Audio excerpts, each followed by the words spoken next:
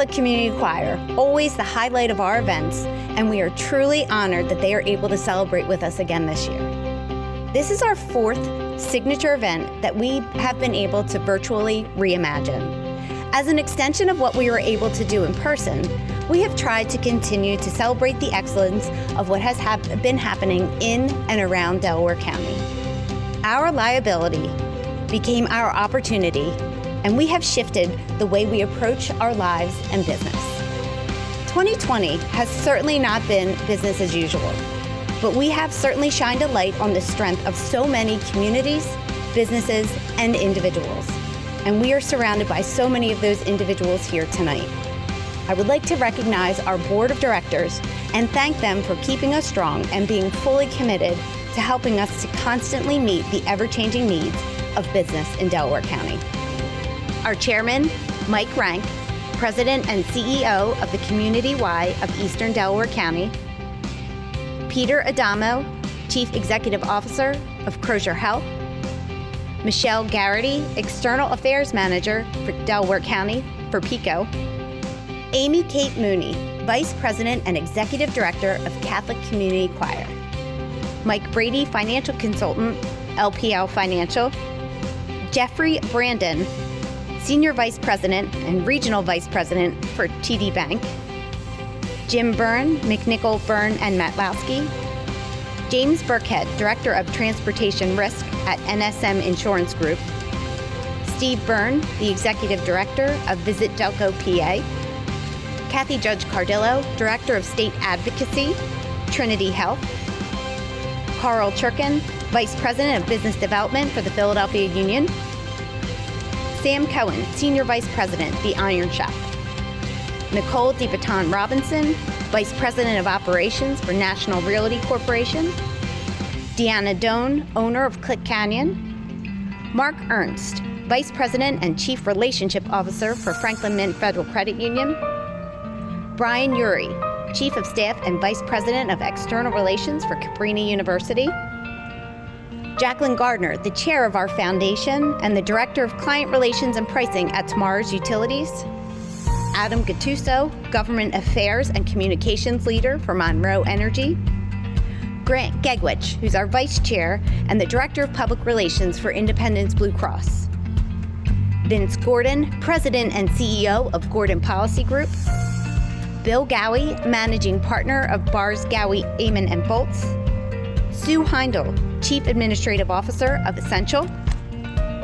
Joe McGinn Jr., vice president of public affairs for Energy Transfer. Anthony Ryan, senior vice president and director of small business banking at WSFS Bank. Dominic Savino, CEO of Drexel Brook. And Bob Simpson, partner of Brinker Simpson. And I'd like to thank our foundation board. Jacqueline Gardner, who's the chair, director of client relations and pricing at Tomorrow's Utilities. Ann Logan, our vice chair, leadership performance coach at Vanguard.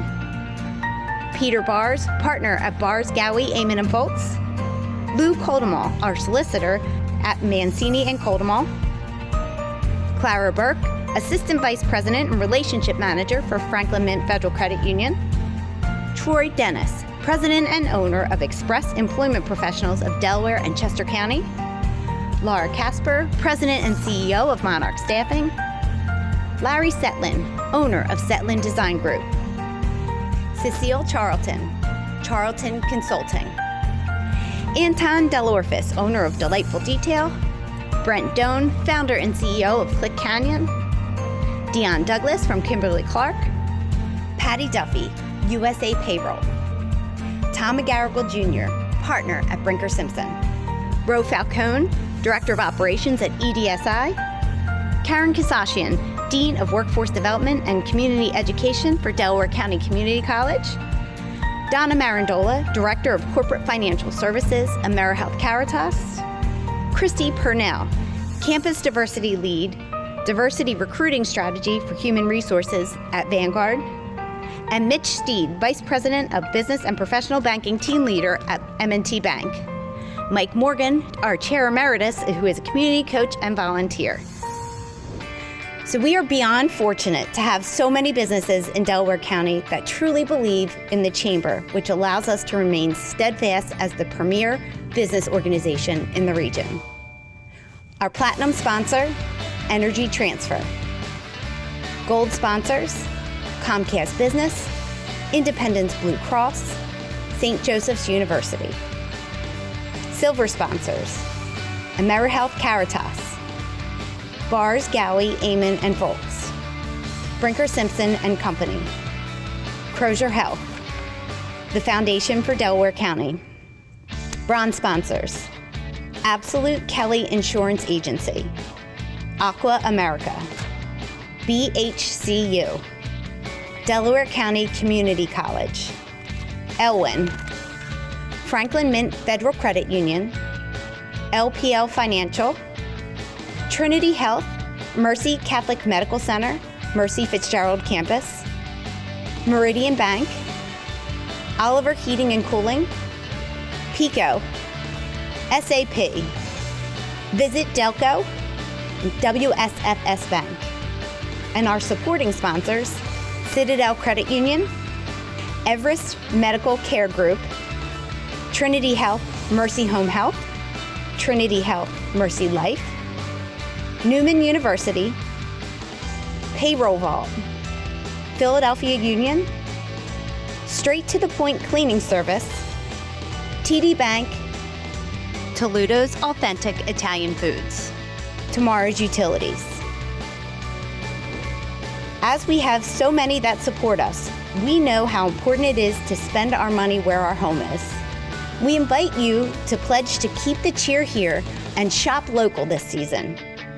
It's important this year more than ever that we support our local businesses. Take a look at our Shop Delco page and visit keepthecheerheredelco.com and follow us on social media to learn how to best support your neighbors during this holiday season. I would now like to introduce Joe McGinn Jr. from Energy Transfer to present the Company of the Year Award. Good evening, I'm Joe McGinn, Vice President of Public Affairs and Government Relations for Energy Transfer in Sunoco. I'm happy to be here tonight to present this year's Company of the Year Award to Crozer Health. Every year, the Chamber asks for nominations for industry and community leaders, looking for nominees that have demonstrated excellence, creativity, and initiative in their profession, and provided valuable service to improve the quality of life in Delaware County. Through 2020, Crozer Health renewed its commitment to Delaware County.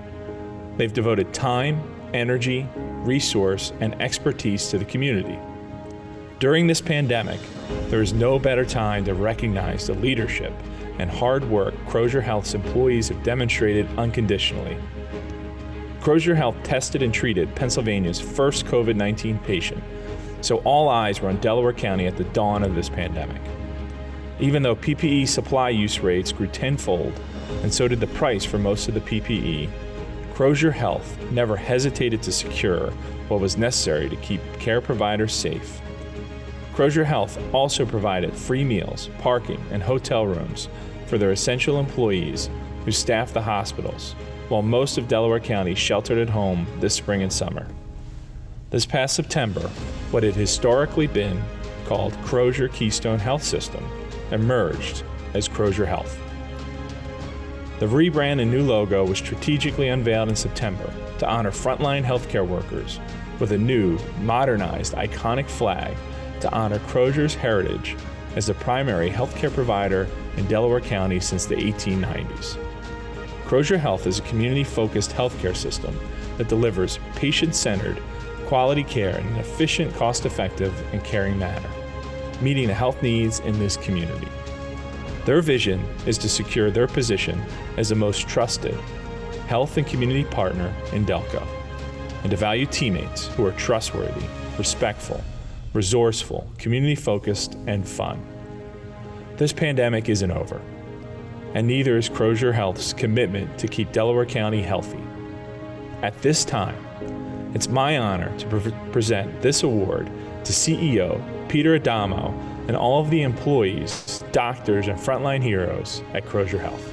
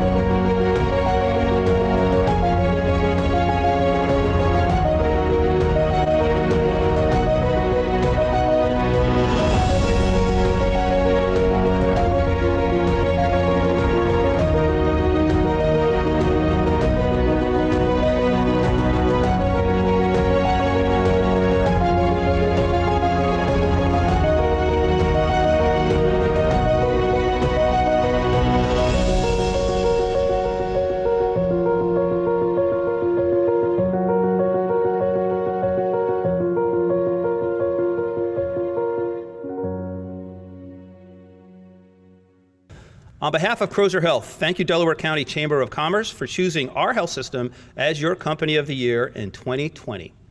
I'm Peter Adamo, and it's my honor to accept this award as Crozer Health's Chief Executive Officer.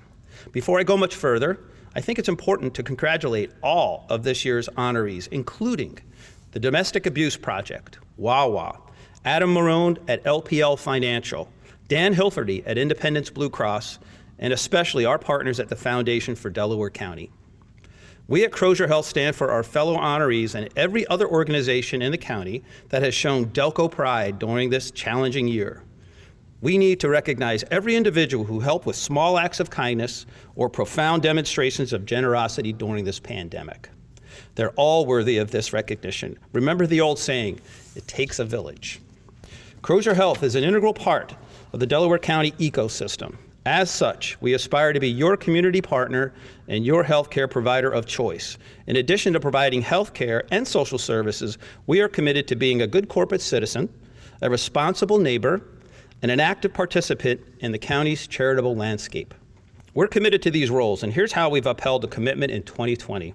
At no time since March, when we tested and treated Pennsylvania's first COVID patient, have we hesitated to embrace our role as frontline care providers. Like hospitals across the country, we've pledged absolute loyalty to the care of our respective communities during this public health crisis. And we've committed all the resources necessary to safeguard our care teams, regardless of cost. Over the past year, we've placed 160 Crozer leaders in more than 200 non-for-profit organizations to lend a hand during these challenging economic times. We look at it this way. If one of us has the time, the talent, the expertise, then we want to give back to the community that continues to give to us. Even as Crozer, along with every other business across the nation, is making adjustments to their operations, we commit to serving the community in as many ways as possible. To this end, we've forged a new statement of purpose that asks all Crozer colleagues to share the joy of caring. People can sometimes forget why it is they made the choice to work in a field devoted to caring for others. We're determined to remind each other every day that it is an honor to serve others when they need you most. I want to thank everyone in Delaware County who supported Crozer Health with their own kind of joy this year. Those who donated meals, face masks, and other protective equipment to all of Delaware County's hospitals, those who sent us letters of appreciation and encouragement, and those who attended our heroes recognitions. Your energy and enthusiasm has been invaluable to our health system and to colleagues at other health systems. So I am accepting this award on behalf of a community that has put a tremendous amount of trust in us this year. And for all the nurses, technicians, aides, doctors, food service workers, therapists, support staff at Crozer Health who come in each day without hesitation to deliver first-class care, thank you. And thank you to Delaware County Chamber of Commerce for this prestigious award. And remember, be well, do good. Delco is counting on all of us. Congratulations, Peter, and the whole Crozer Health team. You've made a tremendous impact over the last year, and thank you for your commitment to the well-being of our county. I'd like to welcome our nonprofit sponsor, Francis Sheehan, President of the Foundation for Delaware County, to present the 2020 Nonprofit of the Year Award. Thank you so much, Trish. Good evening. As Trish mentioned, I'm Francis Sheehan, the president of the Foundation for Delaware County, and I'm so pleased to be here and to be presenting this award to such a worthwhile and still so desperately needed organization, especially during these challenging times. The Domestic Abuse Project of Delaware County, or DAP as it is known throughout the region, works to prevent domestic violence and empower victims to move towards self-sufficiency. They operate a 24/7 hotline, an emergency safe shelter, and they provide counseling and education and legal advocacy. The relationships they've built with emergency room teams, police departments, our district attorney, and the court system have been critical to the ability of victims and their families to get the help and the services they need and that they deserve. As the county shut down in March due to the pandemic, domestic violence continued to be an epidemic that raged across Delaware County. With the added stress of quarantine, we saw victims often trapped in their homes by their abusers. They were more vulnerable not only to their abusers, but they also had increasing difficulty reaching out for help. DAP staff quickly adapted. They came together and to seamlessly provide the essential services with necessary modifications that could help staff and clients keep safe and healthy during COVID. I want to particularly acknowledge Julie Avalos, the new executive director, because she joined the organization, I think, just a year ago. This Delco resident walked into her first job at the CEO level and almost immediately joined our CEO Peer Learning Circle at our new Center for Nonprofit Excellence.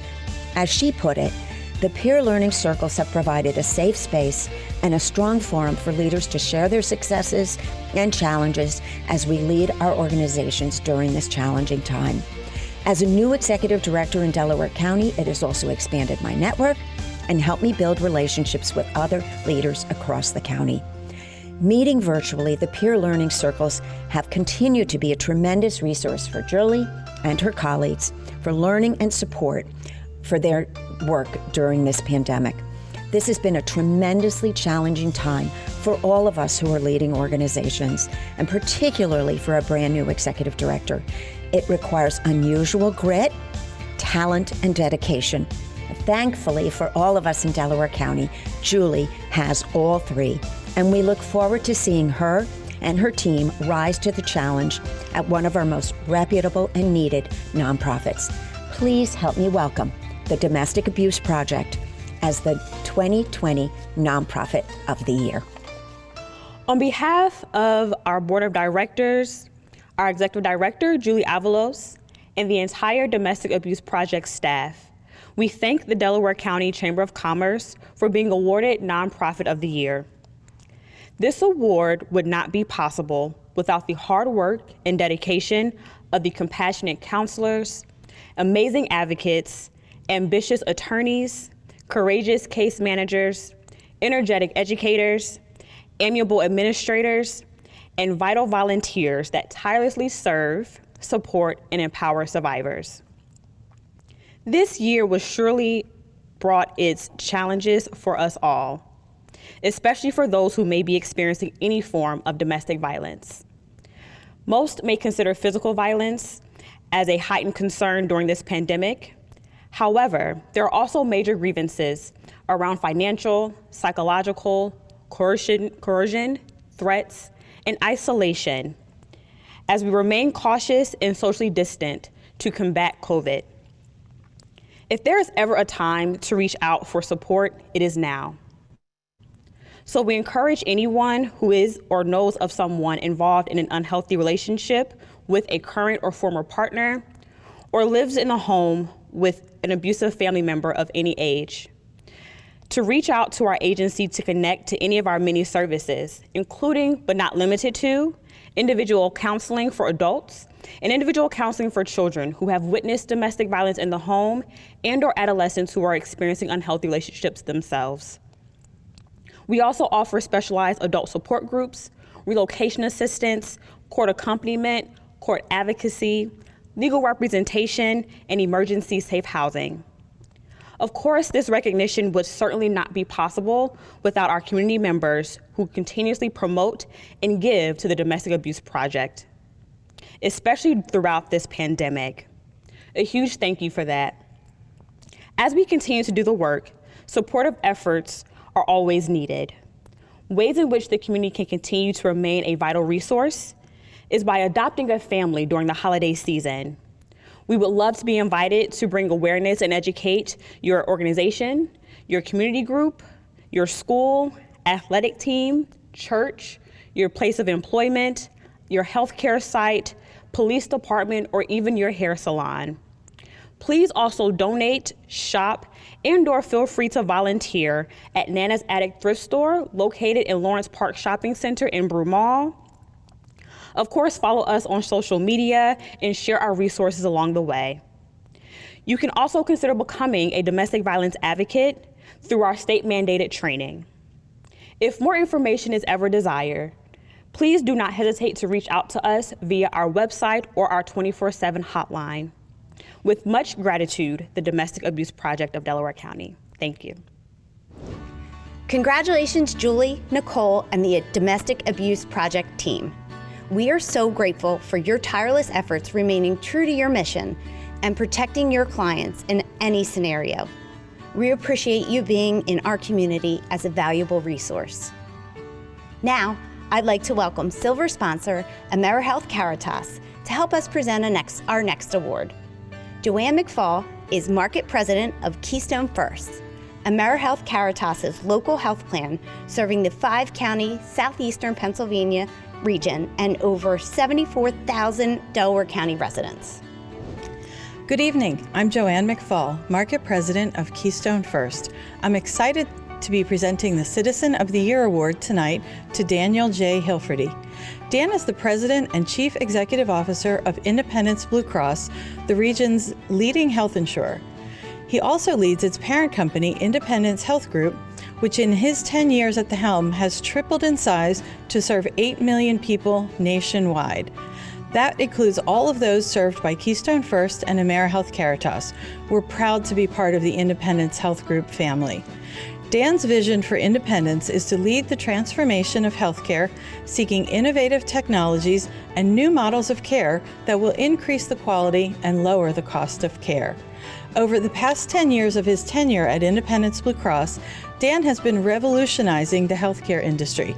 Some of his key achievements include establishing the path for AmeriHealth Caritas to become a national leader in Medicaid managed care by expanding coverage to markets outside of Pennsylvania and creating new capabilities in pharmacy benefit management and behavioral health. Today, we serve over 5 million members across 13 states and the District of Columbia. Another of Dan's achievements is playing a key role in the rollout of the Affordable Care Act to establish and stabilize the new insurance marketplace in the Philadelphia region and New Jersey, and serving as a leading advocate for improved access to care. Dan has also been instrumental in accelerating the regional movement to value-based care models to drive improved outcomes, access, and cost. And most recently, Dan and his team launched the Independence Center for Innovation to foster creative solutions for the company's internal and regional innovation efforts. Dan is a sought-after expert on leadership, transforming healthcare, and the role of technology and big data. He has appeared on MSNBC, CNN, Fox Business Network, and in the New York Times, the Wall Street Journal, and other national media. He is among a select group of nonpartisan healthcare leaders who are called upon by government officials for advice on healthcare reforms. Just this fall, Dan announced his retirement at the end of the year, so this is the perfect time to salute him. COVID-19 has made 2020 a difficult year. But throughout the pandemic, Dan Hilferty and Independence Blue Cross have focused on helping all of us to stay healthy, physically and mentally, and get the care we need. Dan has worked tirelessly with civic and business leaders throughout the region. And with the Beat COVID-19 campaign, he has been a leading voice in providing vital information, guidance, and encouragement. This commitment to community is business as usual for Dan. Since his early professional experience at today's Mercy Catholic Medical Center in Darby, he has made a difference in Delaware County and beyond. Dan has been a driving force behind countless civic initiatives that have showcased our region, including high-profile events such as the 2015 Papal Visit and the 2016 Democratic National Convention. He led the way for AmeriHealth Caritas, currently developing a new headquarters in Newtown Square, to become a national leader in Medicaid managed care serving vulnerable people across the country. And at Independence Blue Cross, Dan heads up the largest health insurer in the region, one of the largest Blue plans in the country, and one of the largest employers in the region. Both Independence Blue Cross and AmeriHealth Caritas are a part of Independence Health Group. Under Dan, the company grew to have healthcare revenue under management of $27 billion and nearly tripled in size, with operations across 27 states and the District of Columbia, serving 8 million members nationwide with more than 10,000 employees. His belief in service and community inspired him to launch the Independence Blue Cross Foundation and expand the Blue Crew Employee Volunteer Program. As he prepares to retire from Independence at the end of the year, it is clear why the Delaware County Chamber of Commerce has selected as its Citizen of the Year, Dan Hilferty.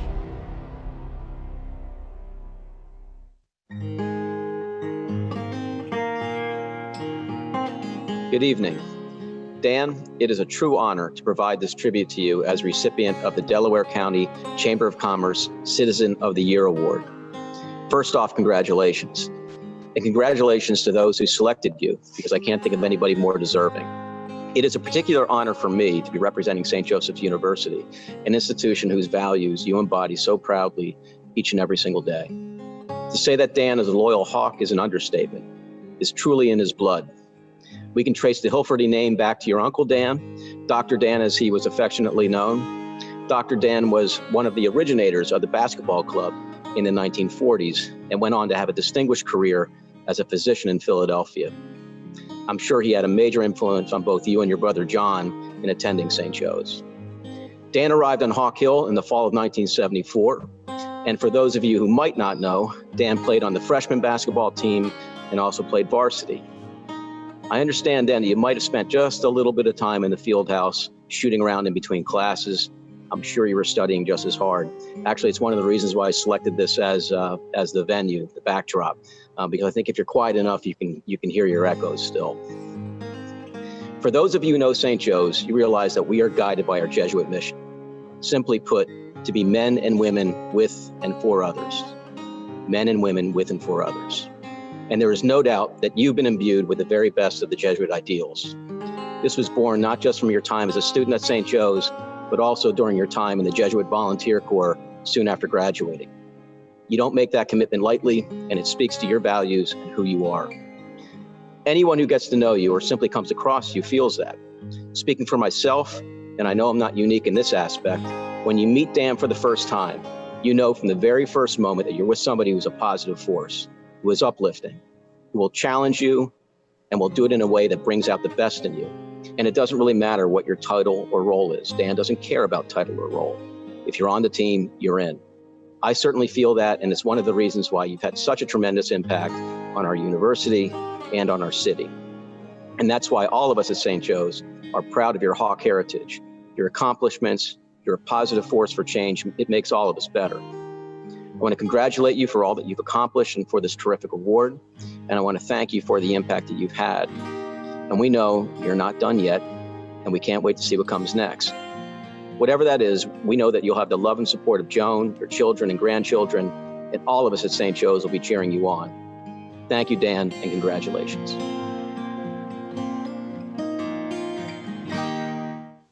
Good evening. It's always an honor to be recognized for the work we do.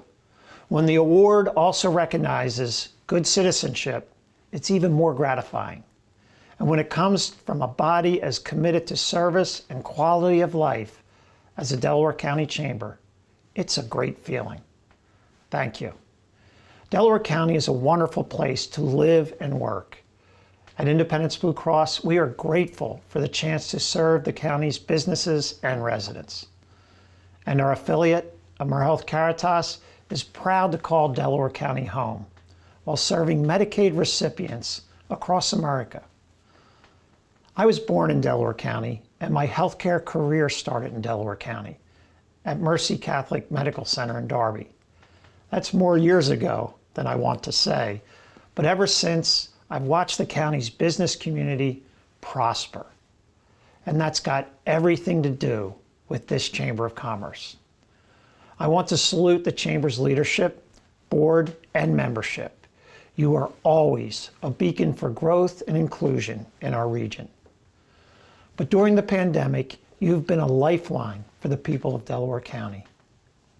As chairman of the Greater Philadelphia Chamber, it's been my privilege to work with you for the past 2 years. I know the leadership and commitment that everyone involved with the Delco Chamber brings to their work. It's humbling to stand alongside the other honorees this year, including the great healthcare company, Crozer Health, the worthy nonprofit Domestic Abuse Project, everyone's favorite icon, Wawa, the Foundation for Delaware County, and the amazing young professional honoree, Adam Maroon. Any award I accept is really an award for our leadership team and associates at Independence. Thanks to them, we've been able to advance our mission to enhance the health and well-being of the people in the communities we serve. That mission has been more important than ever during this pandemic. But throughout my 10 years as president and CEO, it has been my good fortune to lead a team committed to care, service, and community. I'm retiring at the end of December, but there's a great era ahead for Independence under the leadership of Greg Devens. You are going to love getting to know Greg, and our partnership in Delaware County will only continue to grow. Thanks again from the bottom of my heart. Have a great evening. Thank you, Dan, for being a pillar in the business community and region for years. Your impact will be long-lasting. Now I'd like to introduce Bill Gowie from Bars, Gowie, Amon and Foltz, who will be announcing our next award. Good evening. I am Bill Gowie, Managing Partner of Bars, Gowie, Amon and Foltz, a CPA firm out of Delaware and Chester County. Tonight I am here to present this year's Economic Development Award. Wawa has been a Delaware County essential and staple for over 50 years, with the core values of value people, delight customers, embrace change, do the right thing, do things right, and passion for winning. Wawa has been able to face challenges of COVID head-on and continue their growth path.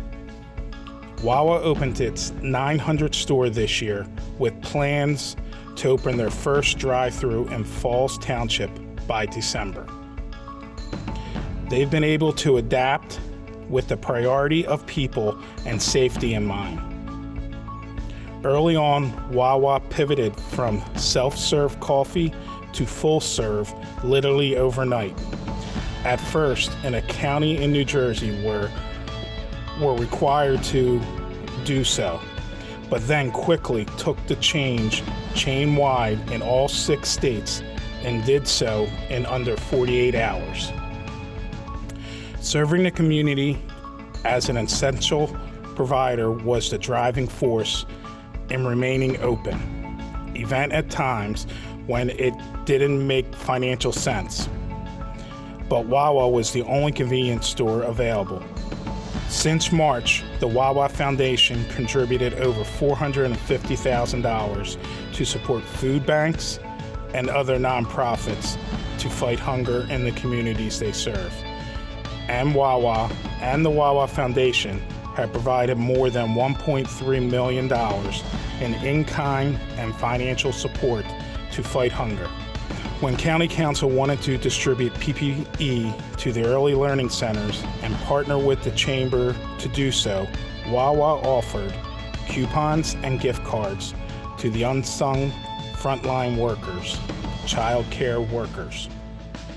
It is my pleasure to present the 2020 Economic Development Award to Wawa.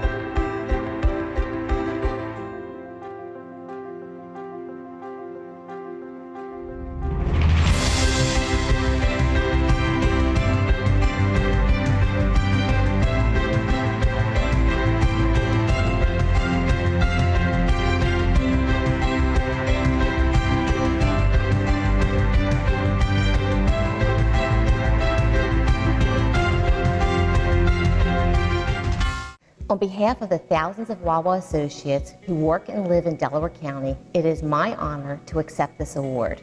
From the many businesses and community partners we have here in our hometown to all of those who have supported us through the years.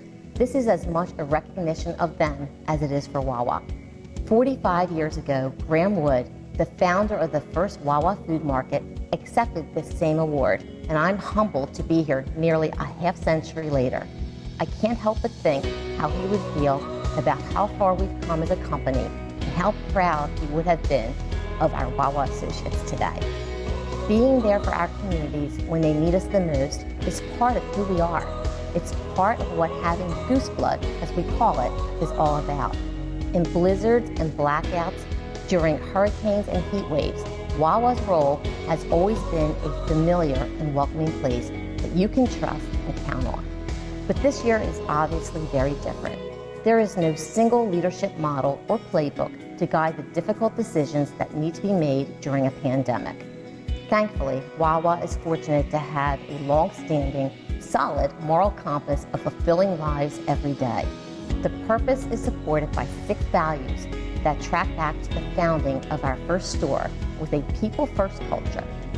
We enacted major initiatives to remain open and serve as an essential business during COVID-19. They included enhanced in-store precautions, such as social distance measures, face coverings, added cleaning and sanitation, and extra associate care, support, and resources. For our Wawa family, that included appreciation pay, a PTO relief program, and additional benefits. We made commitments to keep our associates safe, and we made significant investments to ensure that as much as possible. We also made fast enhancements to our delivery and mobile ordering platforms. We now provide customers with even more choice and expanded our offering to include grocery staples. We also introduced curbside pickup and accelerated our plans for testing Wawa drive-thru concepts. I'm still amazed at the pace of change and how quickly our associates mobilized to implement those changes. They worked in teams to sprint to develop new innovative solutions. But what really stands out to me the most is the care and support our 36,000 associates, including all of them here in Delco, showed for their communities. Delaware County is our hometown, and it was important to us that we help those in our backyard. Our associates supported local emergency services, teams, as well as first responders. We showed our appreciation for the healthcare teams at Riddle and many other healthcare providers. We backed senior feeding initiatives and the council's program to provide recognition to child care workers. To us, nothing is more important than being a strong community partner. Graham Wood ended his speech in 1975 by acknowledging how grateful we are to our partners, local officials, and community members for their support, without which we would not have had the success we have. So I'll mirror his sentiment when I say we continue to be grateful to our friends across the Delaware County community. Thank you for the continued honor to serve you, but more importantly, for allowing us to be your friends and neighbors for decades. On behalf of our associates and our corporate offices, our Wawa Beverage Center, and our 42 stores, including our newest Delaware County store set to open in just a few weeks, thank you all. We couldn't do this without you. Gotta have a Wawa, and we are so privileged to have Wawa right here in Delaware County. It is my great pleasure to welcome Mike Rank, President and CEO of the Community YMCA and Chair of the Chamber Board, to introduce our next award. Good evening. I'm Mike Rank, Chair of the Delaware County Chamber of Commerce Board of Directors, and I'm also the President and CEO of the Community YMCA of Eastern Delaware County. The Foundation for Delaware County has been a staple in our community for the past 4 years, with roots digging much deeper in Delco and a history that ties back to the beginning of the Crozer Keystone Health System. The mission of the Foundation for Delaware County is to create a vibrant future for Delaware County by promoting generosity in and for all of the people in our county, improving the well-being of all our residents, and energizing participation and partnership across all of our communities. Over the past 9 months, the Foundation for Delaware County has been fulfilling that mission. Throughout the COVID pandemic, the foundation has raised over $700,000 in COVID relief funds from caring individuals and organizations. They've awarded 73 grants through 17 rounds of funding to area nonprofits. More than $636,000 has been distributed to provide immediate resources for those nonprofits serving vulnerable residents across our county. The Foundation for Delaware County has also partnered with our county council in accepting applications and administering the Delco Strong grants to nonprofits. If you don't know her, you need to get to know her. Frances Sheehan and her team have really taken the lead on assisting the community and nonprofits in Delaware County throughout this crisis. When the Chamber requested nominations, there was one name, and only one name, that was presented repeatedly. It's my honor and distinct pleasure to present this year's Community Impact Award to the Foundation for Delaware County. The COVID-19 disease has created a crisis that has profoundly affected our Delaware County community.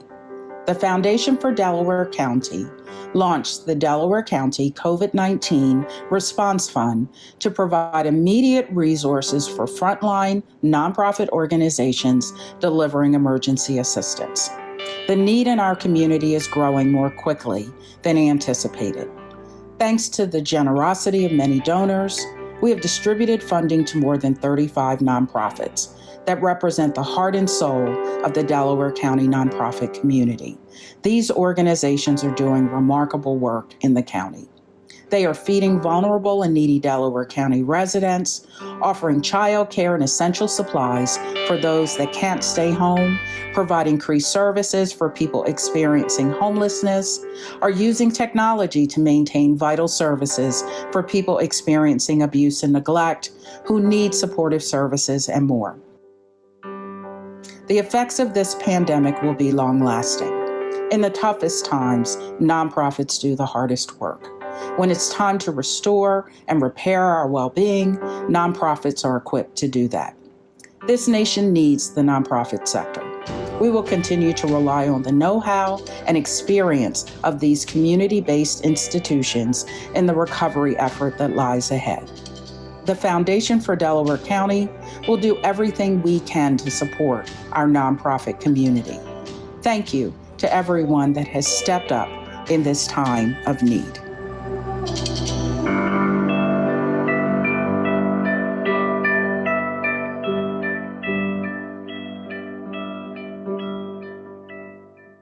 Thank you, Trish, and thank you to Mike and the Board of Directors of the Delaware County Chamber of Commerce for honoring the whole team at the Foundation for Delaware County, our phenomenal staff, our devoted Board of Directors, and our dedicated volunteers for this year's Community Impact Award. When we launched the Delaware County COVID-19 Response Fund on the very day we went virtual, Friday, March 13th, we had no way of knowing that over 500 businesses, individuals, and other foundations would come forward with over $765,000 in donations to help us meet the needs of so many nonprofits rising to the challenge of COVID-19. At this chamber event, I want to particularly share how appreciative we are of the businesses who turned to us so generously. Pico, Park Power, Mainline Telecommunications, and so many others. They had faith that we would achieve immediate impact with their contributions, and for that, we are humbly appreciative. They knew that for the first time, Delaware County had the opportunity to build a response fund to a crisis that was solely for nonprofits serving Delaware County. This has enabled us to donate over $665,000 in 76 grants over 18 rounds of grant making, led by a dedicated volunteer committee chaired by Mike Magnavita of the Franklin Mint Federal Credit Union and made up of foundation board members like Dr. Joy Gates Black of the Delaware County Community College, as well as other volunteers in the community like the Chamber's Vice Chair, Grant Gegwich, and former Chamber Chair, Bob Simpson. We're grateful to all our volunteers for their efforts moving the Response Fund grants out the door and for their active participation in the annual review of our impact grants, on our 2020 Census Action Fund, which included Mike Rank on the grant review team. Thank you, Mike. And now on the second round of reviewing proposals for the Delco Strong Nonprofit Fund. I want to give a special thank you to the Delaware County Council and the amazing team of Pat Killian and Laura Goodrich Carnes at the Delaware County Commerce Department for having faith in our staff and our volunteers and giving us the opportunity to recommend not only $2 million in the first round of the Delco Strong Nonprofit Fund, but now in a second round. We're also grateful to all of you who have donated to the fund and to the foundation, because your investment in our work resulted in almost $2 million in direct grants and charitable support last year, and tremendous impact for the nonprofits who received those grants. As Mandy Santiago, the executive director of the Tyler Arboretum, said recently, please extend our thanks and appreciation to the foundation donors. They have created a wave of positive change in our community. COVID-19 numbers are up, and many businesses continue to struggle, so we know the need for your support will continue. Please share our website, delcofoundation.org, with your family, your friends, your colleagues, and your neighbors. Introduce them to the incredible opportunity we have, not only to give back now, but to build a powerful philanthropic engine for Delaware County forever. On behalf of the generous donors, our amazing, hardworking 67 staff members, almost all of whom are working so hard from their pantries and their dining rooms, and our tremendously dedicated board of directors for their guidance and encouragement, and to our volunteers who give of their precious time, I humbly accept this award from the Delaware County Chamber of Commerce. Thank you. Please welcome silver sponsor Tom McGarrigle Jr., partner at Brinker Simpson & Company, to introduce our Young Professional of the Year. Good evening. I'm Tom McGarrigle Jr., partner at Brinker Simpson & Company and past chair of the Young Professionals Committee of the Delaware County Chamber of Commerce. Brinker Simpson is a full-service CPA firm and has been providing guidance to businesses and individuals throughout the COVID relief efforts. If you have any questions, please contact us at cares@brinkersimpson.com. I'm very grateful to be here tonight and to be able to present this award on behalf of the Chamber. Adam and I met many years ago through our involvement in the Chamber's Young Professionals group, and we've been able to support each other professionally, and we've also become close friends during this period. Adam is a lifelong resident of Delaware County, graduating from Ridley High School in 2003 and Widener University in 2007 with a bachelor's degree in business management. Shortly after graduating, Adam entered into the insurance and finance industry, eventually joining a growing LPL financial office in 2009, and he immediately became involved with the Young Professionals Group at this time. Adam currently serves as the vice chair of the Young Professionals Committee, and over the years has participated in countless events and has been an active committee member throughout his tenure. The YP's headlining event, the annual kickball tournament, which has grown to a sellout event with over 100 participants, was the brainchild of Adam and a testament to his hard work and determination as a YP committee member. Adam is someone who likes to get involved and goes above and beyond to help make our events and our committee a success. During this challenging year, Adam has been a driving force to keep the Young Professionals Committee engaged and continues to organize events despite the obvious limitations that the COVID outbreak has placed upon organizations like the Chamber. Adam has previously volunteered as a youth football coach, a youth baseball coach, and is the former finance chair for the J. Lewis Crozer Library. He currently volunteers as a board member for the J. Lewis Crozer Library and serves as a guest lecturer at Widener University. Today, Adam lives in Glen Mills with his wife Sammy and two sons, Jameson and Bryson. Please help me welcome Adam Marone, our 2020 Young Professional of the Year. Thank you. When Trish emailed me saying that I was the 2020 Young Professional of the Year award recipient, I took a few minutes to look back at some of the past recipients. First, there was Sean Rogers and his support to help people who are fighting addiction. Amy Kate Mooney and the Catholic Community Choir, who not only teaches kids how to sing, but helps build their self-confidence. Brent Selleck, Super Bowl champion. And then there's me, the person who loves drinking at events and running around led to the idea of the YP kickball tournament. So before Trish realized that she sent the email to the wrong person, I quickly accepted. So let's get to a couple thank yous. First, I'd like to thank the Chamber Board and staff for putting together this event, as well as choosing me for this award. I'd also like to thank my wife, Sammy, for dealing with me on a daily basis. My two boys, Jameson and Bryson, those two are my motivation to always push things to the next level. I'd also like to thank my family and friends, namely my mother, my sister, and my father, who's no longer with us. And I'd also like to thank my work team, Mike Brady, who got me started in the industry, Al Danish, who's always there for help and counsel, and Rachel Kemme, who keeps us well organized. Finally, I'm going to close with a commercial, not for my company, but for the YP group itself. I challenge the business owners that are listening to this to either attend events themselves or send a few staff members to some events.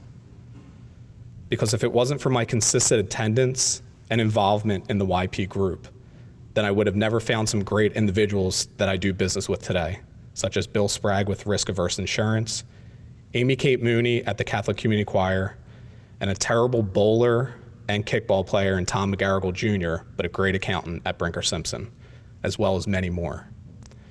There was a wise man that once said, people like doing business with people that they know and like. I believe that wise man was Aristotle. It actually might have been Michael Scott from Dunder Mifflin, but it still works. Anyway, thank you for this great honor.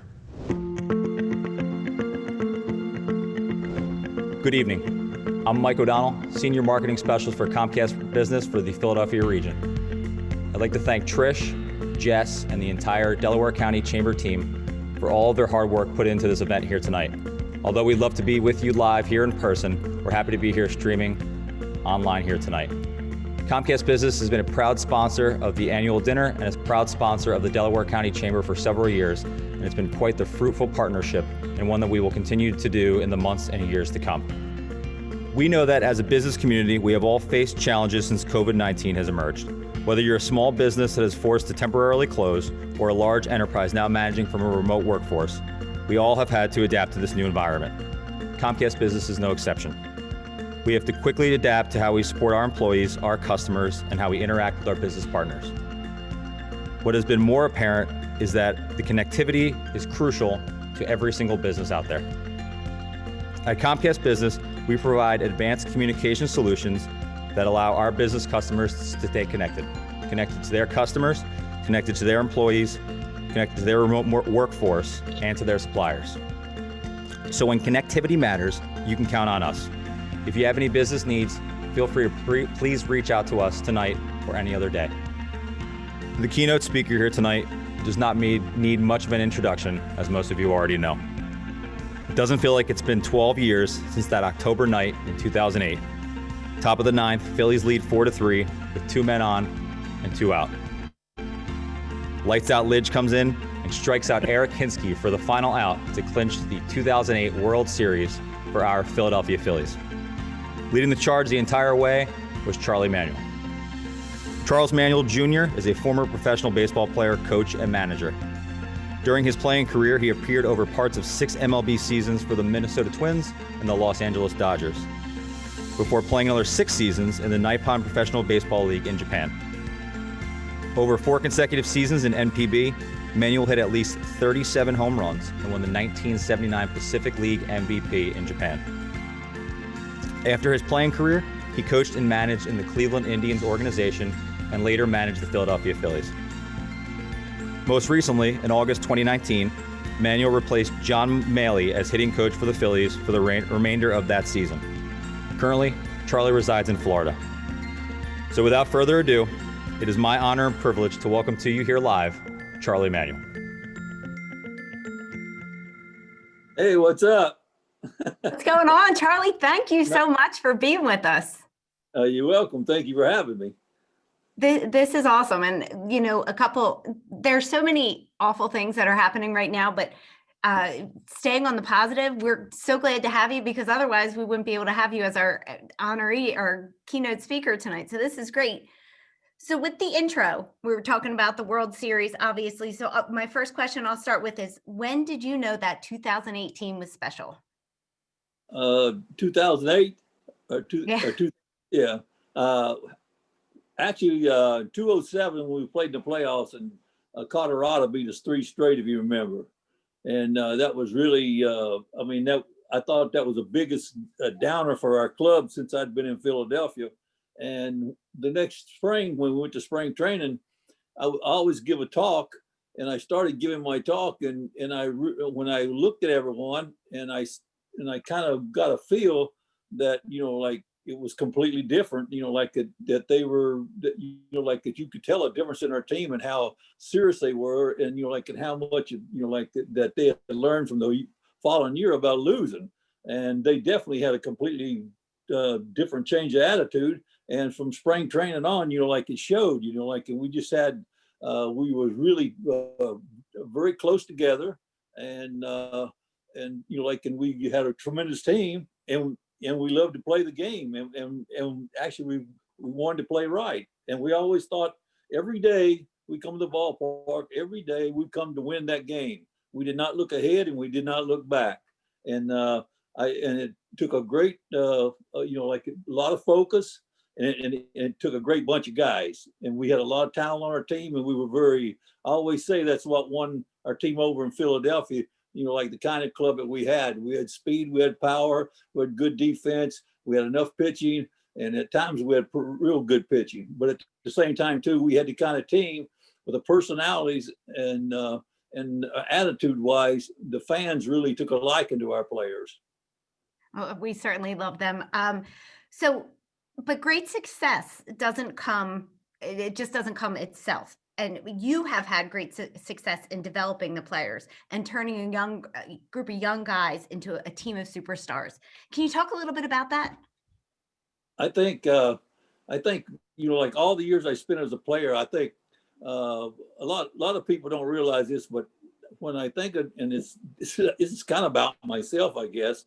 I think I like to play baseball probably more than anybody, and I'm not, and really I can honestly say that, because to me, like, you know, like for all those years I went to the ballpark, and I always wanted to be the first guy there, the last guy to leave, and, you know, like I just enjoyed as far as playing the game, you know, like that was the greatest thing I enjoyed. But then again, once I got out of it and I got around young players, and I worked in the minor leagues, I managed 10 years in the minor leagues, and I had a lot of good talent to work with. And, you know, like we were very successful as far as teaching how to play the game the right way, and also from an attitude standpoint, and of course, you know, getting the most out of our players. Mm-hmm. So getting the most out of your players, how do you inspire them? I'm very positive. I definitely can, I call it corrective criticism. You know, when you don't, if you're doing something that I don't like or something like that, I'm disciplined. I think I'm more disciplined guy than people realized. But at the same time too, I think my honesty and the fact that I let people talk and I listen to them, and, you know, like, and my communication skills and everything, you know, like I think that gets me close to players, and also I think it gets them close to me, and it's a kind of a two-way street. And if you listen to my players talk, I get a kick out of it, and I feel good about myself, because, you know, like most of them, you know, like even if one of them might not really like me or something, he will always be honest toward me. Right. So, well, this kind of leads into the next question as well. I mean, obviously, it's been said that you're a player's manager. So how do you balance giving the players freedom, but also the discipline needed to have a successful operation? You know, like discipline is definitely a big part of it. When you have discipline, you have structure. You know, like in your structure, you have, that comes with discipline. And the discipline part of it, I used to have 2 rules. And of course, we used to have some organizational rules, but at the same time, my 2 rules was hustle and be on time. and if you broke those rules, you knew that I was going to do something about it.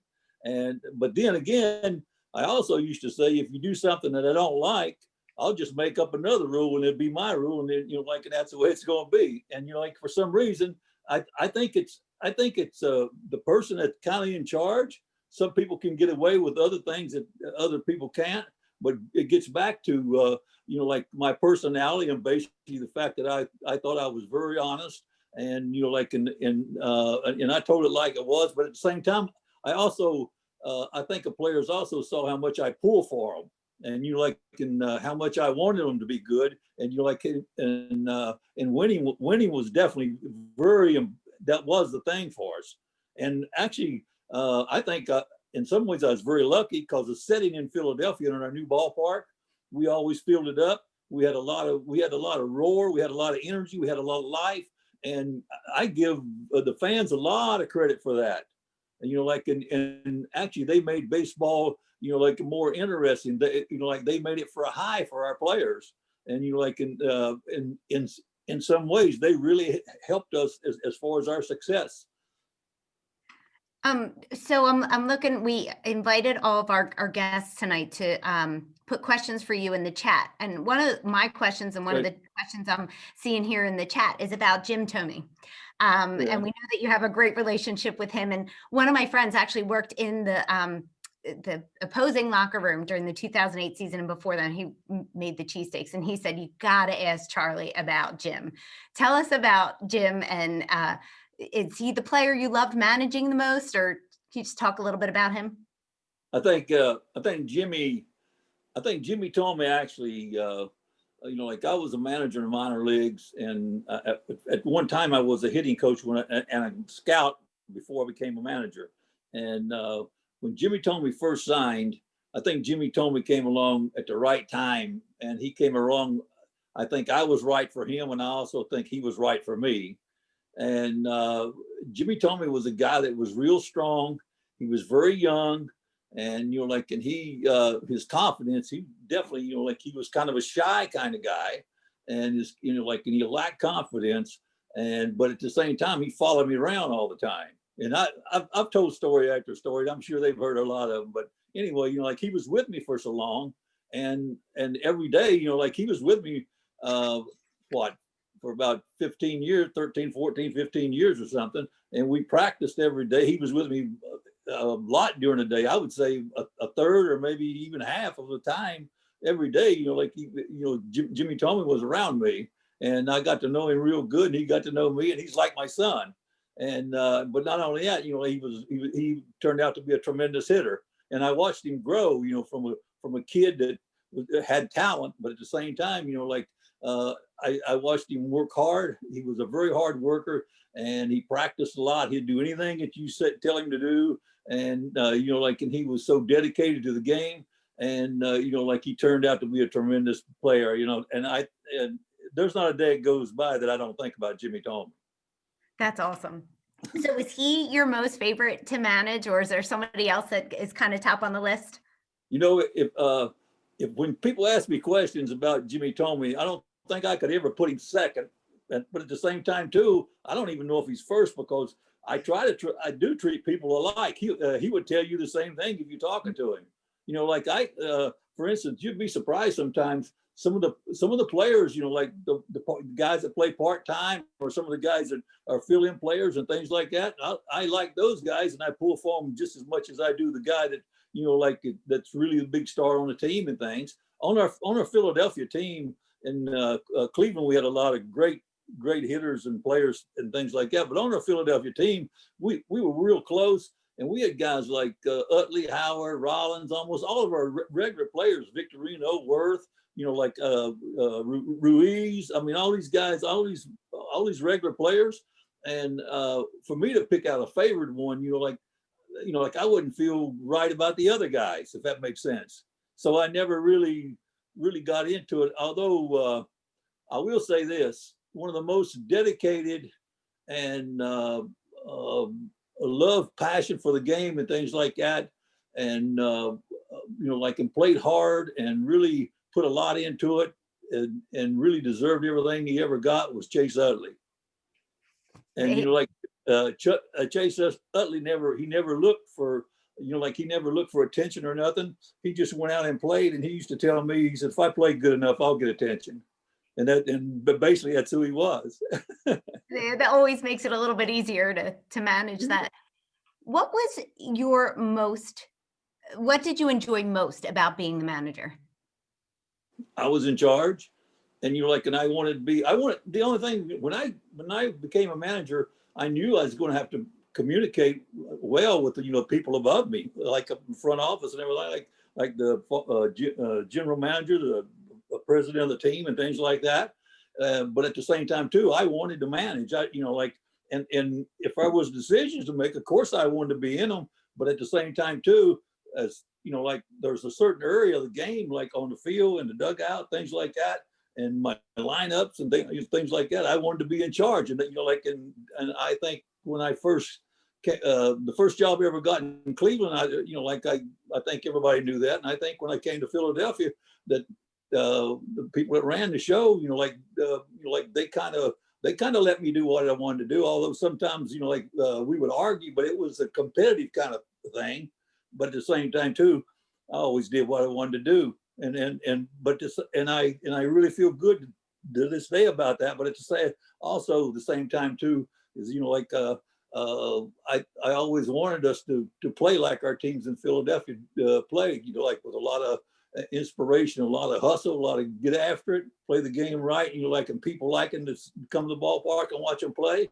That's the biggest kick I got out of it. The 2008 World Series was the biggest thing about my baseball career. What I was on the field for 50 some years, without a doubt, that was big, and it was big for not only for the players and the organization, but it was also big for the city of Philadelphia and the fans. We still talk about it. I mean, everybody remembers the parade. We were close. We closed the chamber down. We went to the parade. We loved it. So, I mean, it feels like it was a long time ago, but you just had a reunion, although it was virtual with those guys, right. The 2008 guys. How was it? Even though it was virtual and you couldn't be together. Tell me about that. It was outstanding because, actually they said some things that really was touching to me. Look, my players never told me how good I was and things like that. But at the same time too, they didn't have to, that was the part where you communicate and you get close to people. And when they did something good, if I would always tell them, how good they did and things. And if they did something that I had to correct, well, then I had to correct it, and there wasn't no free passes and things like that, and I wanted to treat that young player just like I treat that superstar player. People say, well, you can't do that. But I think if you stop and your players trust you and you trust them, I think that there's a really togetherness that's hard to explain, really. Like we were on day seven, we were a team, and and we were we wouldn't I and things like that. We definitely meshed together. So what's the difference, your experience from working in the front office as opposed to the dugout every day? How was it different? I think you see it gets to be more a business, like when you're in the front office and when you work in their front office like that, even my job is not, it's not about how much money a guy gets or things like that, but it gets down to making decisions. There's decisions you have to make sometimes that you might not want to, but you have to. And those sometimes, those are bad positions to get into. But at the same time, I think that's probably it's a way in any organization or any company or things like that. So, that's what baseball's kind of is. You can be a star today and out tomorrow. So, you gotta. I always thought especially when I started managing, I always thought if we won games and we did good, well, I had a good chance of keeping my job. But but if when you start losing, yeah, unless somebody really understands and things like that, and they, what it's all about and how much they care for you. Like Walter Austin, for instance, he managed 22 straight years with 1-year contracts. And that tells me the Dodgers were very dedicated to him and loved who he was. and, like, and trusted him the most. And, but and during that time, the Dodgers had some losing years. If you go back and look, those 22 years wasn't all roses, but at the same time, like, they kept him for that long. And that's amazing to me. You probably nowadays, you never hear that. But at the same time too, like, they always say that a manager's hired to be fired. And sometimes my players now, they'll call me. I get a lot of calls and a lot of emails and things like that. But my players, most of them tell me, say, yeah, what got you there got you fired, or something like that. And I said, well, that's okay then, because I believe me, I loved everything about it, and I got to manage my way, and I got to be around those players. And I've heard people say a lot of times, and they start trying to give you credit, and they start saying, well, like, Charlie, you've touched a lot of people, a lot of players, a lot of people. Well, you know what? How about those people touching me? I mean, like, that was that is the good part about it too. Like it was vice versa. That's awesome. And I mean, that's what you're known for. But so tell me about what are some of the leadership traits that you would look in for players? A lot of times, okay, for instance, like Chase Utley, like, if you see him hustling and, like, running balls out, and every now and then he'd beat 3 or 4 or 5 balls out a year. And that might win 4 or 5 games for us. Just him hustling down the first baseline, things like that. And the way he played, he didn't say much. He just come and played as hard as he possibly could, slide hard. Everything he did, was, and he didn't talk very much. And he was a leader in that respect. When someone looked at him and they saw the expression on his face, that, like, that told them, like, exactly what he was thinking, if that makes sense. And, like, and he became he was definitely a leader on our team. Now, when Ryan Howard's hitting good, like, Ryan Howard is a leader. Jimmy Rollins, when he's playing really good, he's definitely a leader. But, like, as far as Aaron Rowan was a vocal leader, like, he would stand up and he would correct people, like before a coach or manager had to say anything to him, like, but when he did it in the right way. But at the same time, when you have a player that's a leader like that, Sandy Alomar, when I was in Cleveland, was that way. And once they start correcting somebody, it's very easy for the manager to step in and get his way, if that makes sense. Like, if you're really close to your players. So I have a question from former Fox newscaster Carl Churkin, who's on our board now. Yeah. Carl asks, please ask Charlie to share an anecdote concerning his relationship with managing partner David Montgomery. Dave Montgomery, like, I consider Dave Montgomery, I actually believe that he wanted to win more than anybody. But at the same time too, I think he liked the fans just as good as he liked the players. I think that he was very dedicated to the fans, and everything. When all my conversations with him, we always got back to the fans. It always, for some reason, got back to the fans. Dave Montgomery, at the end, like, I'll say this, and I mean this, Dave Montgomery was a fighter. Like, at the end, but the last couple of years that he was alive and everything like that, and I'd see him come to work and things like that, and he definitely, didn't want you to feel sorry for him or feel that way at all. He wanted to come out and do his job and be around you, and I have a lot of respect for that. We have a couple questions about Japan and when you played in Japan. But before we get into that, can you tell us how you got your nickname? How I got Akaoni? Yeah. Akaoni in Japanese, Akaoni is Red Devil. And just because, like, I had kind of a brown, like, auburn looking hair, and I guess I was a redneck. So, like, and they called me Red Devil because I had a temper, like that, they considered me, like, I was, Red Devil means that I was, like, they always talked about the pitchers fearing you and things like that. In Japanese baseball, when you hit a home run or something, the pitcher, he bows down on the mountain, takes his hat off to you and things like that. and with somebody that hits good or something like that, like they'll give them a nickname, and they nickname me Red Devil. That's awesome. So what are some of the similarities between playing and coaching in the US versus Japan? I would say in Japan, when I played in Japan, discipline was really, it was, like that was a thing. The Japanese was very hard practices. Like we had we played like 130 game schedules, but at the same time too, you practiced every day before the game, and practice was like you take so many balls in the outfield by yourself, and you run bases and slide and everything. Like this is all every day in practice and things. And I used to take batting practice there, and I used to hit for 1 hour.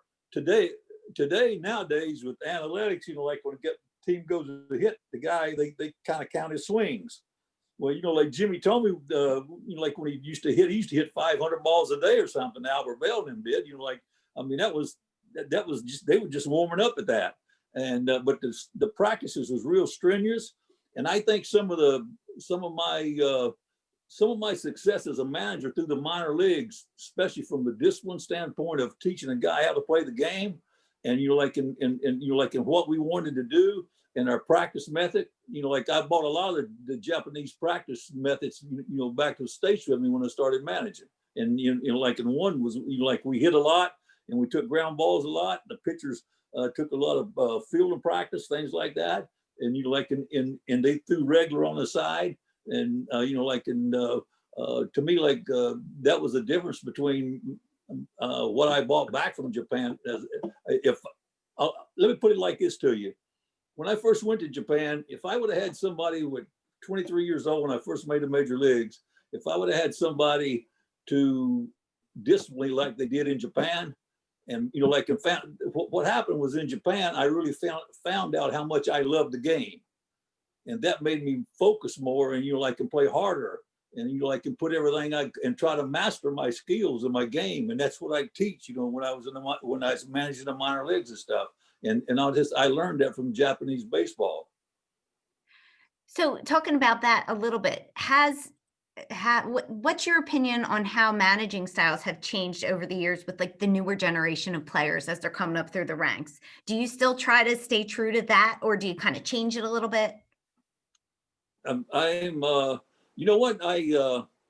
think if people would sit down and listen, if I would get my message across to someone that definitely, say he's a solely an analytics guy. If he would sit down and talk to me, I think he would be surprised on how much I know and things like that. But at the same time too, I'm still, as far as the eye test and gut feeling and things like that, and knowing the person tells me more than the analytics does, if that makes sense. The person, once I get to know him, I know how he's going to react. I know situations I have to put him in. I have to put him in places where he's best to succeed. And there's some guys like pitchers. Sometimes you can't let them stay there on certain hitters and things like that, or in certain situations. You can't say that. And I've been around baseball guys, and when I'm around somebody like Pat Gillick or Larry Bowa, and guys like that, and we talk baseball, they're more of a guy on the same line as you take somebody like a LaRusso or Bobby Cox or guys like that managed for a long time and things like that, and they know their players in and out, and and to me that's one of the biggest things is if you got to get them in situations where where they can succeed. And I'll give you one example: World Series in playoffs in Dodger Stadium when Matt Stairs hit the home run. To me, that was the ideal matchup. The pitcher was a low fastball pitcher. He's going to throw hard. He's going to come at you. And Matt Stairs was that kind of hitter. He was a low fastball hitter. And, and I knew he could that he had a quick enough bat to get around on him. And he was kind of, to me, in my mind, he was tailor-made for that guy. And and that's awesome. So you mentioned Larry Boa. You got to talk a little bit about Larry Boa. I know you guys have reconnected. You've done a couple things virtually, but tell us a little bit about the relationship between you guys. We talk baseball all the time, and unreal, really. I mean, I love to be around him, and I'm sure he loves to be around me. And he calls me, and I call him, and he gets really excited. But he has a passion that loves the game just as much as I do. And we're talking about. I'm much more calmer than he is. But although he gets a little uptight, but you know what? Yeah, but at the same time, too, he knows exactly. I'll tell you something. He knows the game in and out, and and his passion for the game also draws me to him. And but also too, Larry's he's a very straight guy, and he's more. He gets to be a little what do you call it, a little jackass or something on the field, but outside after the game, he's a very comfortable guy, really. That's awesome. All right, so we have a question behind you. Mike says, what does the tapestry behind you represent? Is it the number of hits you had at each location? No, you see, if you look, this is on an old country. This is on a country road where they had road signs that tells you how many miles it is to Charlottesville or Richmond or Lexington or Roanoke or places like that. And this is where I lived, and on the country roads in Southwest Virginia, that right there that's the kind of road signs they had. That's awesome. That's awesome. We have a question. What do you think about Pete Rose getting into the Hall of Fame? Should he be inducted? Oh, yeah. Yeah. I know Pete Rose real well, and he's a friend of mine. And actually, what he did on the baseball field, you cannot take away from him. And that's a question for me. It's really hard to answer because I look sometimes. And if I take you to the ballpark in the minor leagues or in the major leagues, and we've got a locker room, you walk into a locker room and you open the door, and right there on that door in a big, in a big sign, tells you about Major League Baseball, and it tells you about the things you can do and you can't do, and it's about betting on games and things like that, and it's all right there in front of you. Now, I'm glad I don't. I know Pete Rose so well, and and Charlie Hustle's a guy that I used to say if I could copy somebody, I'd copy Pete Rose, because every time I'd see him, even if I saw him downtown, he was running and he was hustling, and he was that kind of player. But I wouldn't be, I'm glad that I don't have to sit on a platform and make a decision about Pete Rose going into the Hall of Fame. I mean, and how I feel about him, in some ways, yes, he definitely belongs there as far as credit to the game and things like that. But then there's another side that I don't know about, it's an uncomfortable situation. That's how I feel. So, all right, we'll make it a little bit more fun now. What's your favorite tasty cake? My favorite tasty cake is the one that's the chocolate with the white filling in it, the marshmallow-like filling in it. What's it called? Oh. No, really. Maybe somebody can do the chat for us and tell us. It's two of them in a package. What they call? Wait, I know what you're talking about now. I can't even think of it, really. Candy cake. Is it a candy cake? Well, if it's not, it is now, right? Yeah. What was your most memorable moment of 2008 besides winning? Was there besides that ending? I think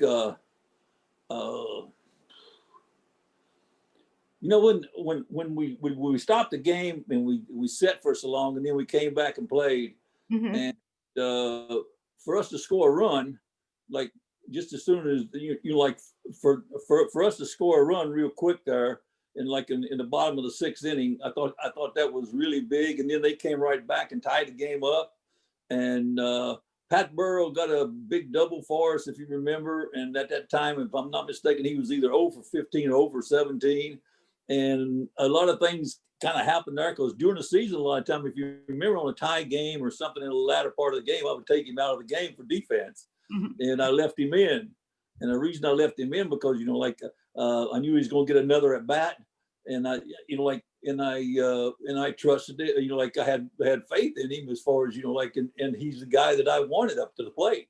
And I feel good about that. Now that's one thing I really feel good about. But at the same time, when I saw Ledge, you know, down on his knees, and Ruiz grab him and hug him, and I don't know if you remember or not, but once we won, it took us I don't know, so many seconds to realize, I think, that we won.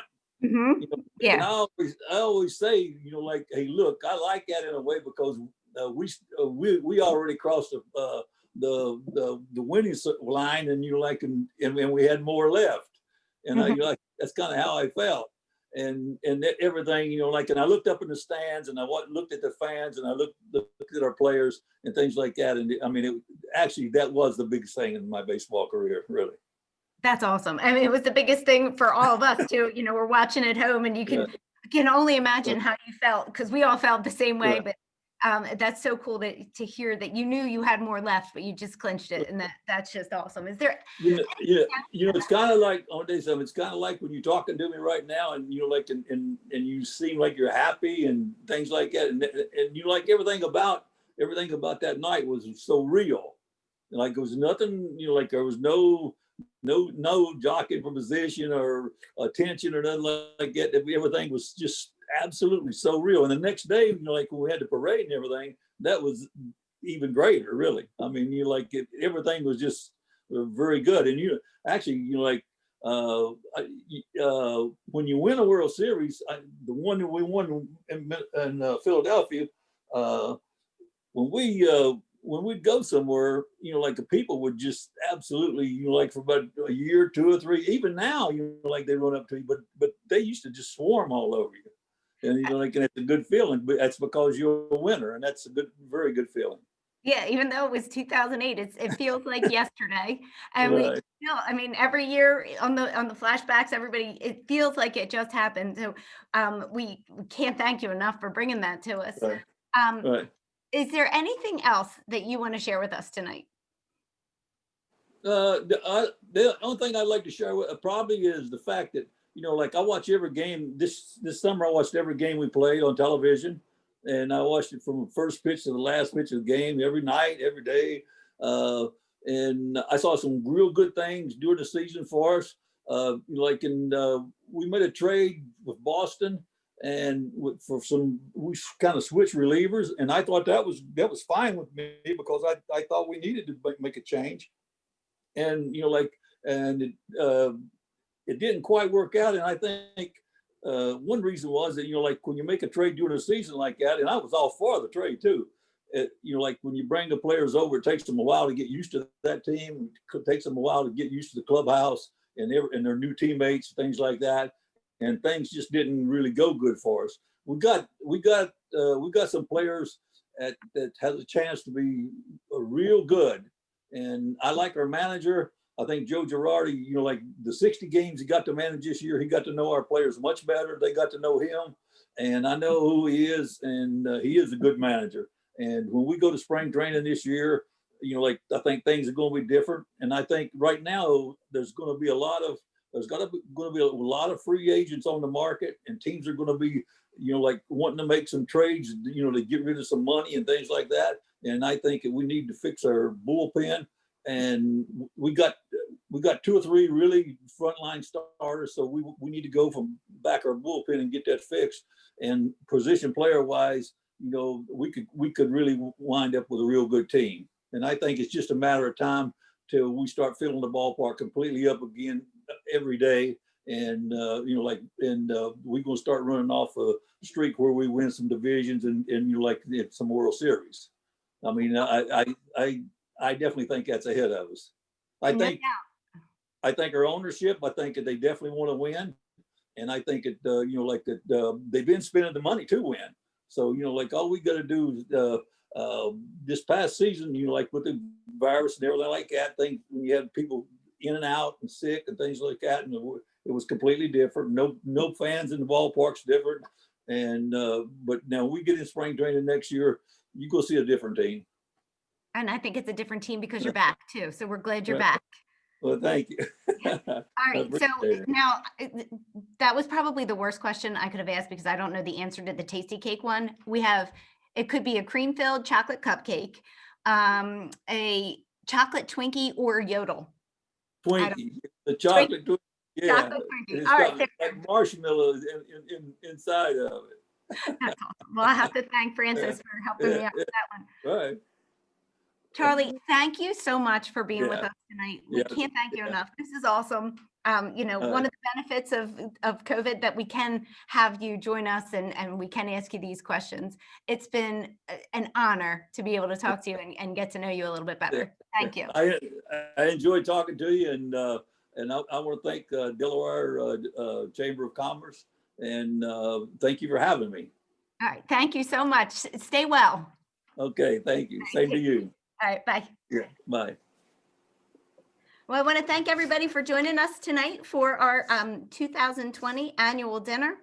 I want to thank our sponsors one more time: Energy Transfer, Comcast Business, Independence Blue Cross, St. Joseph's University, AmeriHealth, Bars, Gowie, Amon and Foltz, Brinker Simpson and Company, Crozer Health, the Foundation for Delaware County, Absolute Kelly Insurance Agency, Aqua America, BHCU, Delaware County Community College, Elwyn, Franklin Mint Federal Credit Union, LPL Financial, Trinity Health, Mercy Catholic Medical Center, Mercy Fitzgerald Campus, Meridian Bank, Oliver Heating and Cooling, PICO, SAP, Visit Delco, WSFS Bank, Citadel Credit Union, Everest Medical Care Group, Trinity Health, Mercy Home Health, Trinity Health, Mercy Life, Newman University, Payroll Vault, Philadelphia Union, Straight to the Point Cleaning Service, TD Bank,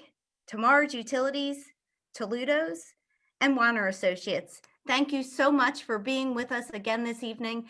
Although we couldn't be together in person, I hope you still felt you had the same kind of fun that you would have had when we have these dinners at the Drexel Brook. Make sure you check out keepthecheerhere.delco.com and follow us on Facebook to shop local and keep your money where your home is this holiday season. Thank you so much for joining us, and we hope to see you in person soon.